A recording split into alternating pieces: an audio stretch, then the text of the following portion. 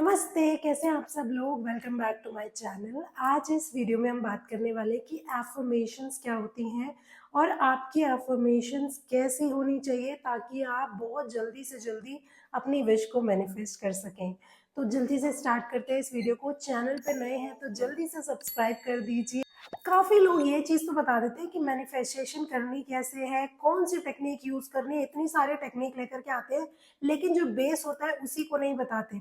Affirmations आपको कैसे लिखनी है, अगर आपको नहीं पता होगा तो आपकी मैनिफेस्टेशन कैसे कंप्लीट हो पाएगी। एफर्मेशन लिखना बहुत ज़्यादा इम्पॉर्टेंट है इस चीज़ में। तो मैनिफेस्ट करने के लिए आपको अपनी एफर्मेशन को कैसे लिखना है इस वीडियो में हम देखेंगे। सबसे पहले आपको एफर्मेशन के बारे में पता होना चाहिए कि एफर्मेशन एक्चुअल में होती क्या है और इसे कैसे लिखा जाता है। इसे हम 3 स्टेप में देखेंगे। सबसे पहले स्टेप 1 ये समझते हैं कि एफर्मेशंस होती क्या है। एफर्मेशंस आपने बचपन में पढ़ी होंगी। फॉर एग्जाम्पल जैसे आपने बचपन में पढ़ा होगा टाइप्स ऑफ सेंटेंसेस। तो टाइप्स ऑफ सेंटेंसेस में हमारे पास 3-4 तरीके के सेंटेंसेस होते थे, जैसे कि एफर्मेटिव सेंटेंसेस जिस पे हम अभी आने वाले हैं, नेगेटिव सेंटेंसेस जिसके अंदर ना, कांट, वोंट ये सब चीज़ें यूज़ की जाती थी। थर्ड होते थे हमारे क्वेश्चन बेस्ड सेंटेंसेस जिसमें क्वेश्चन लगता था। फोर्थ होते थे हमारे क्वेश्चन बेस्ड नेगेटिव सेंटेंसेस जिसमें क्वेश्चन भी होता था और नेगेटिव सेंटेंस भी होते थे वो। तो सबसे पहला जो टाइप ऑफ सेंटेंस होता था वो होता था हमारा एफर्मेटिव सेंटेंस। एफर्मेटिव सेंटेंस का मतलब होता है पॉजिटिव सेंटेंस। तो इसका मतलब क्या है? स्टेप 1 हमारी जो एफर्मेशन है वो बिल्कुल पॉजिटिव सेंटेंस होनी चाहिए। इसके अंदर ना, नॉट, कांट कुछ भी नहीं आना चाहिए। पहली चीज जो इंग्लिश ग्रामर में नेगेटिव वर्ड माने जाते हैं वो तो आने ही नहीं चाहिए।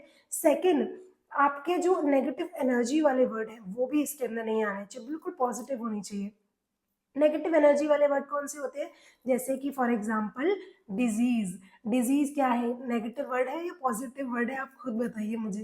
तो वर्ड की वाइब्रेशन चेक कीजिए कि वर्ड की क्या वाइब्रेशन है, आपको खुद ही पता चल जाएगा कि एक पॉजिटिव वर्ड है या नेगेटिव वर्ड। एफर्मेशन में सारे के सारे पॉजिटिव वर्ड्स आएंगे और पॉजिटिव सेंटेंस बनेगा। अब आते हैं स्टेप 2 पे। स्टेप 2 आपको हो सकता है पहले से पता हो, बहुत सारे लोग इसके बारे में बात करते हैं कि एफर्मेशन जो है वो प्रेजेंट टेंस में होनी चाहिए। जी हाँ, प्रेजेंट टेंस में अपनी एफर्मेशन को लिखना है, बिकॉज जब तक आप उसे प्रेजेंट टेंस में नहीं लिखेंगे तब तक आपकी एफर्मेशन बनेगी ही नहीं। तो मेरे साथ एक एग्जांपल लेकर के देखिए। जैसे कि फॉर एग्जांपल मैं लेती हूँ कि I want to buy a new house. ये मेरी विश है। आई वांट कि मैं चाहती हूँ कि मैं एक नया घर खरीदूं। अब इसको प्रेजेंट टेंस में कैसे लिखेंगे? आई बॉट अ न्यू हाउस, मैंने एक नया घर खरीदा।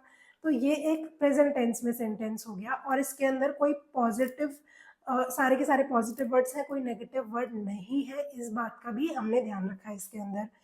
अब चलते हैं अपने तीसरे स्टेप पे कि तीसरा स्टेप क्या है। स्टेप 3 बहुत ज़्यादा इंपॉर्टेंट है और 70% इस पे बेस्ड होती हैं चीज़ें कि आप अपनी मैनिफेस्टेशन कंप्लीट कर पाओगे या फिर नहीं। 70 क्या 90% इसी पे बेस्ड होती है। अभी तक केवल 10% ही काम पूरा हुआ है हमारा। तो जो स्टेप 3 है वो हमारा है इमोशंस। अगर आप इस सेंटेंस के अंदर इमोशंस नहीं डालेंगे तो मैनिफेस्टेशन कैसे पूरी होगी?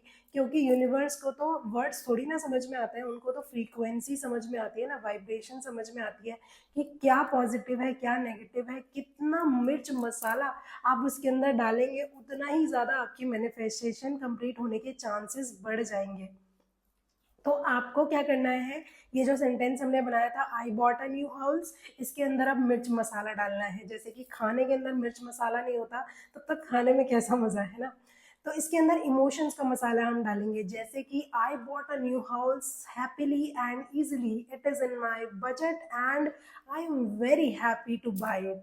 या फिर आप ये भी लिख सकते हो इट हैज पिंक कर्टेन्स, और इतना ज्यादा स्पेशियस है, इतना ज्यादा ब्यूटीफुल हाउस मैंने बाय किया है। ये सब चीजें क्या आ गई? इमोशंस का मसाला ही तो आ गया। तो इसके अंदर आप वर्ड्स ऐसे ऐसे यूज करें कि एनर्जी इतनी ज्यादा हाई हो जाए, जैसे हैप्पीली, आप बजट फ्रेंडली है ये, और मेरा इतना ब्यूटीफुल है। Beautiful is a very beautiful word, right? तो हमने समझ लिया कि 3 स्टेप में अपनी एफर्मेशंस को लिखना कैसे है। अब जल्दी से मुझे कमेंट बॉक्स में अपनी एफर्मेशन लिख के बताओ कि जैसे जिस तरीके से मैंने आपको बताया है कि पॉजिटिव सेंटेंस होना चाहिए, कोई नेगेटिव वर्ड नहीं होना चाहिए उसके अंदर। सेकंड हो गया हमारा प्रेजेंट टेंस में होना चाहिए। एंड नेक्स्ट हो गया हमारा इमोशंस का मसाला। तो आप मुझे अपनी जो भी मैनिफेस्टेशन है, जो भी अफर्मेशन है, उसे कमेंट बॉक्स में लिख के बताओ। मैं ज़रूर रिप्लाई करूँगी कि वो आपने सही लिखी है या फिर नहीं। अगर उसमें कोई चेंजेस होंगे तो ज़रूर बताऊँगी आपको। तब तक के लिए मेरे चैनल को जल्दी से सब्सक्राइब कर लें। आगे आने वाले वीडियोज़ में अफर्मेशन से रिलेटेड और लॉ ऑफ अट्रैक्शन से रिलेटेड, स्विच वर्ड से रिलेटेड बहुत सारी वीडियोज़ लेकर के आती रहूँगी आप लोगों के लिए। तब तक के लिए हर हर महादेव।